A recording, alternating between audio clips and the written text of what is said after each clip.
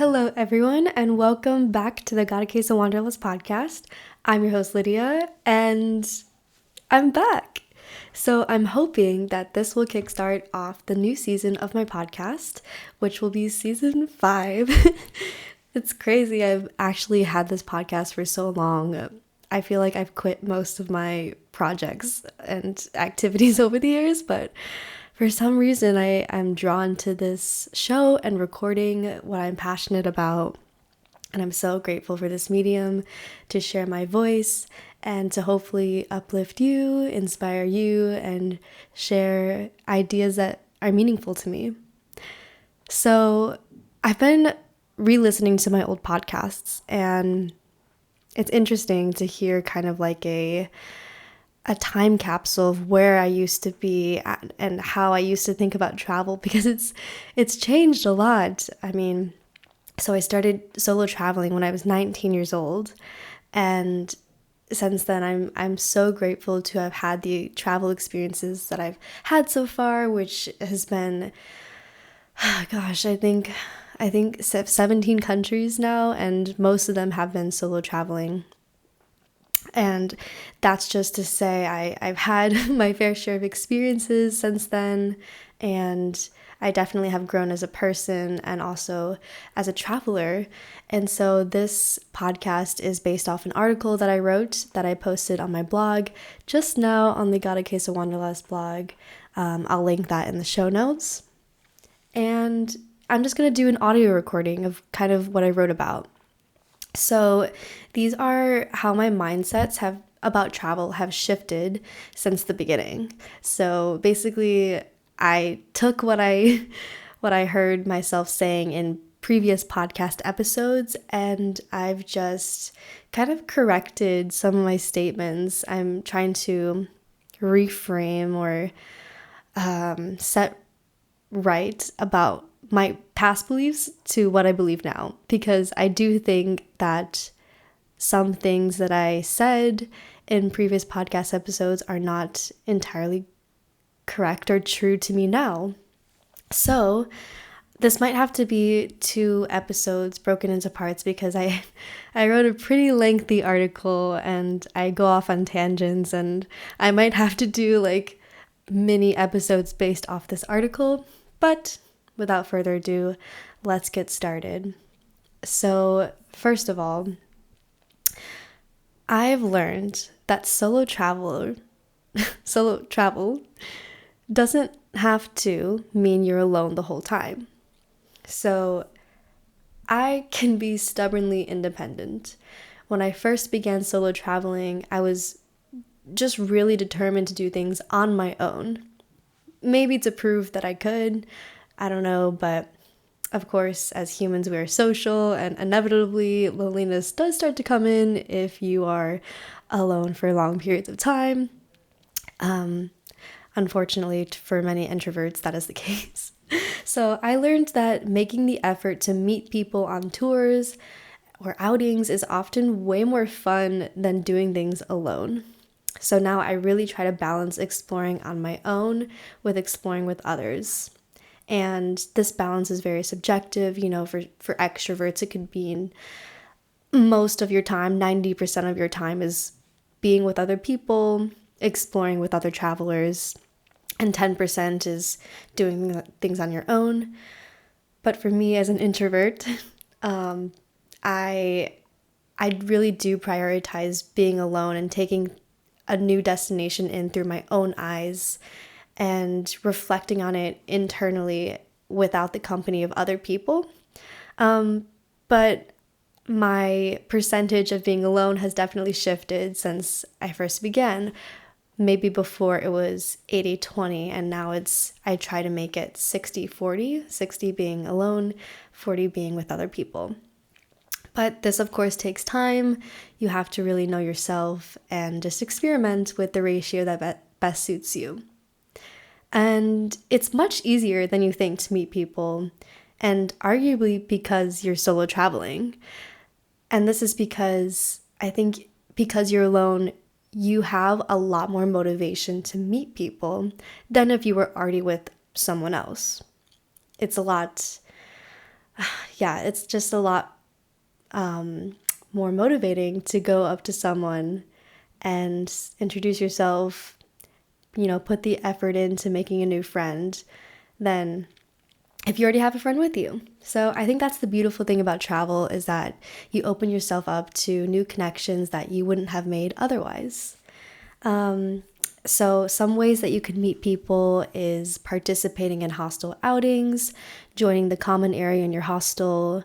But if you're not in a hostel, you could still take advantage of, free walking tours in the city, or utilizing, social media or travel apps such as TripBFF or NomadHer if you're a solo female traveler. And these are all platforms and resources that I've used and have actually met people when I'm solo traveling. So I could also link these in the show notes. And you could also reach out to me if you have any questions about meeting people when traveling, or other solo travel tips, because I'm definitely passionate about promoting solo travel. And I don't know if I have an article about solo travel specifically, but I will write an article about how to solo travel. I'm already on a tangent, and we're only on point 1. So moving along, number 2, hostels. Contrary to what I just said about how they're good platforms, they're not the greatest thing in the world. And this contradicts my early opinions about travel. If you listen to my previous podcast episodes, I literally claimed to be a hostel super fan. I was obsessed with them and I promoted them to no end. But I realize now that hostels, while I love them still, I see their flaws now. They're not the perfect source of accommodation. I don't know if anything is, because there's so many different types of accommodation within the category of accommodation. So for example, hostels can be just as problematic as hotels, especially if it's a hostel chain, because most chains are not locally owned. And as we have talked about, supporting local is very, very important when you travel, because you want to make sure that the money you're spending is actually supporting the local community and the people, the place that you're visiting. Because that's really the most powerful thing about tourism and travel, is that you can actually make a positive impact in the community you're visiting if you're being intentional, if you're being a conscious traveler. And we have many podcasts about how to be a responsible tourist in other episodes that I still stand by. I don't think supporting local will ever be controversial, or I'll ever change my mind about. Supporting local should always be like one of your top priorities whenever you can. Support local, please. So yeah, while hostels are great for the affordability and opportunities to meet people, they still may not be the most sustainable or ethical choice. And yeah, I shouldn't have glorified them as the best accommodation option, because that's simply not true. Moving on to number 3, you have to, or I really highly suggest that you follow an itinerary that makes sense to you, not what people on the internet tell you. And this is becoming increasingly difficult in the age of social media. I mean, we see all of these people traveling and going to, these trendy Instagram-worthy places to take their cool photos, and they're doing lists about the top 10 things you should visit, and you feel pressure. I definitely feel pressure to visit these landmarks or these sites if I'm in a particular destination, such as Paris. Like, if you went to Paris and didn't climb up the Eiffel Tower, what are you doing? Like, were you even in Paris? And yeah, like I said, I've been guilty and can still be guilty of feeling pressured to do certain things just because it's quote unquote the thing to do. But why feel the need to do something that doesn't interest you? For example, I'm not really a museum person. I'm sorry, I'm just not that sophisticated.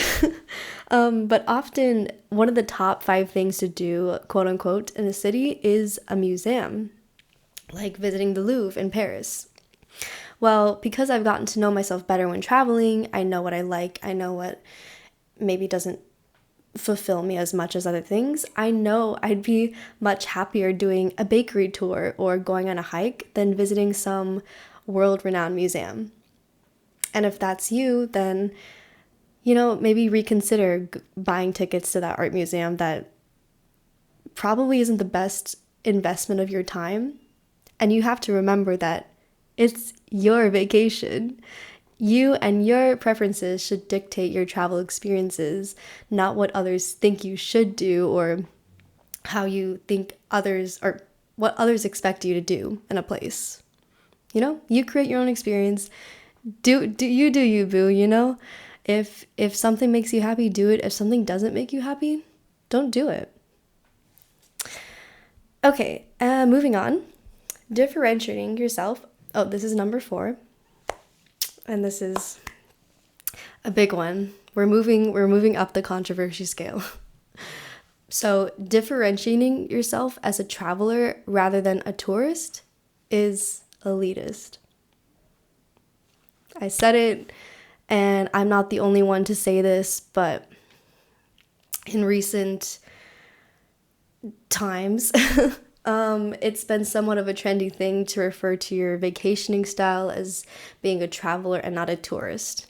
And I literally have a podcast episode called How to Be a Traveler, Not a Tourist. And I'm not going to change it because it's a time capsule. It is what it is.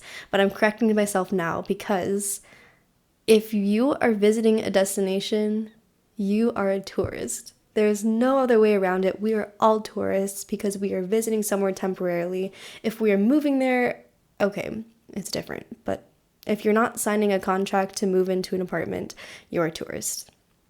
And the reason this idea is popular, it's good intentioned because being a traveler essentially means that you're trying to explore somewhere more authentically, quote unquote, which is also a problematic concept in itself, and I don't like to use the word authentic for reasons I'll have to explain in a different podcast about authenticity, because who gets to define what's authentic or not? It goes into power dynamics and all that.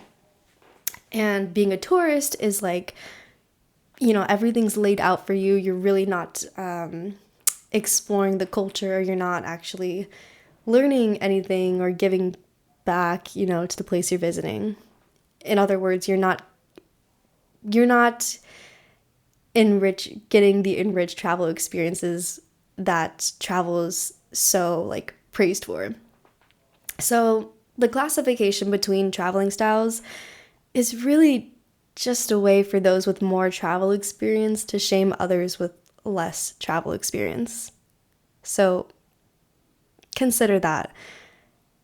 It's really easy to judge others and how they do things, but we have to remember that we travel for fun, and I think if something is not affecting you and it's not causing harm to anyone around, let others travel the way that makes them happy. And of course, we can still be tourists who get off the tourist path, and we can explore areas with more locals. We can engage respectfully and learn about the culture. We can support local businesses and consume mindfully. There are ways to be better tourists, but at the end of the day, we're all tourists. And the categorization of labeling is just unnecessary. Okay, moving on to number 5. Safety is subjective. Whew, the safety word. This is probably the most popular term if we're talking about solo travel, especially for females. It's such a hot topic, and I have many podcast episodes where I ask about safety for the female travelers I interview and the places that they're visiting. Is it safe? We all want to know. Is it safe? Is it okay to visit X country?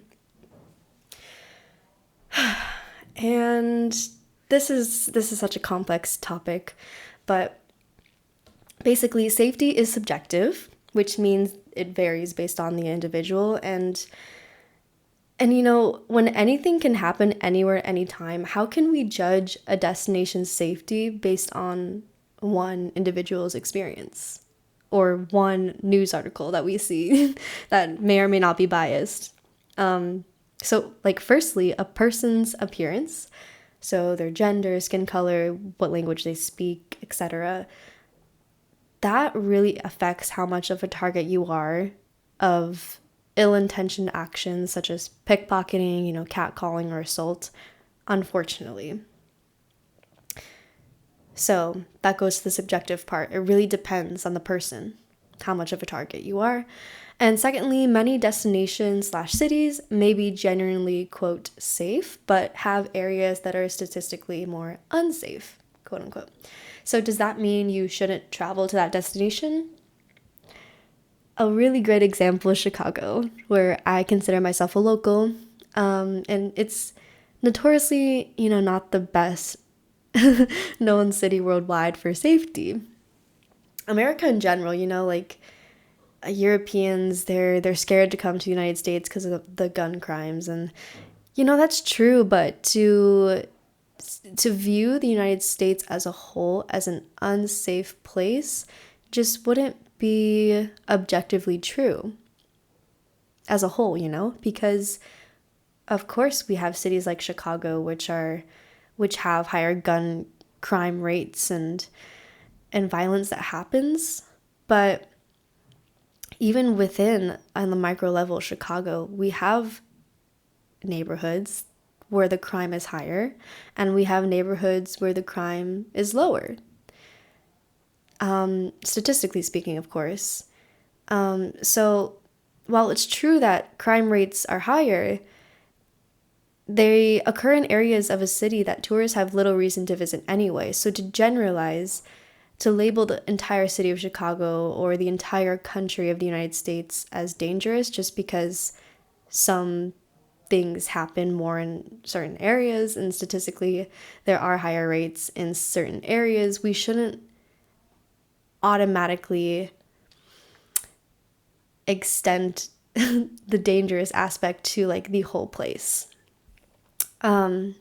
So yeah. And thirdly, destinations are often regarded as unsafe purely because of skewed representation in the media. So not even talking about what actually happens, but what we think happens because of maybe negative media representation. It's often media targets, countries in Latin America, the Middle East, and Africa a lot more as unsafe destinations than Western Europe or the United States. Even if the crime rates, it doesn't match up with the actual crime rates. So a lot of our perceptions of destinations are really just biased and they're not true. And the only way to know for sure is to go to that place. And of course, I'm not advocating to blindly go to anywhere and not do your research, but to take the things you read and the things you watch with a grain of salt. Because, for example, Morocco is often labeled as not safe, especially for solo female travelers.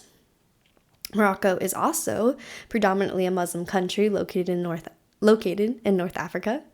And so because of these characteristics, I mean, let's face it, the Western media is not favorable to places with these characteristics. And so if I let the media dictate if I went to Morocco or not, I probably wouldn't have went because of how badly they kind of induce this fear about Morocco and other places like Morocco.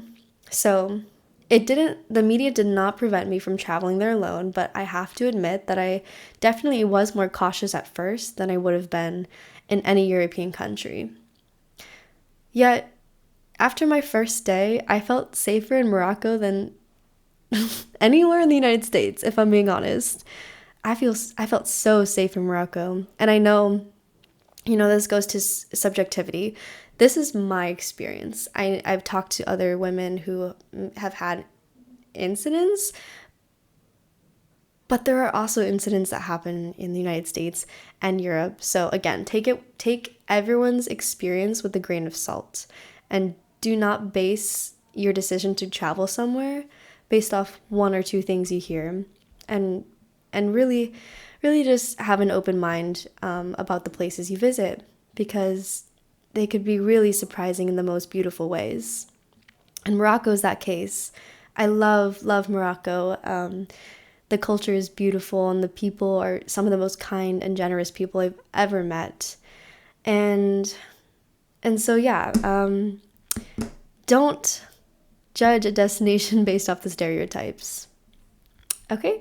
I'm thinking I should cut it here at number 5 and then continue the next 5 in a different episode. But thank you so much for listening. I wrote all of these thoughts beforehand, but I kind of just ran through the whole thing without pauses. So hopefully I was clear and succinct. And as always, if you have thoughts about this, let me know, please. My DMs are always open. The comment section of this podcast and my website are always open. And if you enjoyed this episode, make sure to tune in to part 2.